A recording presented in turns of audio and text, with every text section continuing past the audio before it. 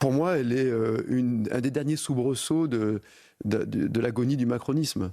Indépendamment de la qualité de personne, de certaines des individualités qui composent l'équipe, il y a des réalités. La réalité, c'est que cette équipe n'a pas de légitimité politique et que tout cela pourrait être simplement pathétique, mais sans gravité, si la situation de la France n'était pas elle-même dramatique. On oublie l'essentiel. On a donc un cycle qui est la fin du macronisme, mais je voudrais juste qu'on prenne un petit peu de hauteur parce que c'est ce qui, aujourd'hui, doit conditionner l'avenir. Nous allons prendre de la hauteur, mais nous sommes entraînés dans le marigot des débauchages, David Lisnard, et je dois vous poser la question d'entrée de jeu avant, mais la situation de la France, et tout le monde le partage.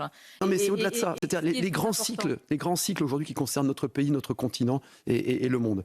C'est-à-dire la fin de l'État-providence. L'État-providence est mort.